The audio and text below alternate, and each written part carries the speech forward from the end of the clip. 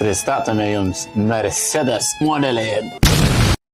Liaudyje vadinamas geliku. Jūs atkreipsite dėmesį šalia manęs. Na, aišku, aš nesu labai didelis, 1,75 m, bet jis yra neįtikėtinai didelis. Kuris turi atidaromą kapotą. Užsidaro lygiai taip pat kaip pas geliką, sunkiai. Plačios labai duris. O žiūrėkit, ateikit kokias detalės, pasižiūrėkit. AMG užrašai.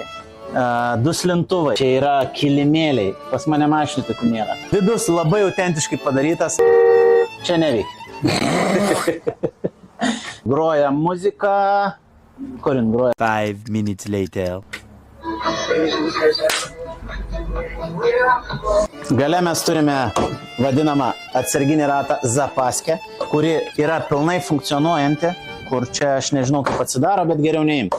Neįtikėtinai atkurtos detalės. Karboninis, kas šitoks, lempų laikiklis. Aš nelabai su to mašinu. Kokios gražios lempos.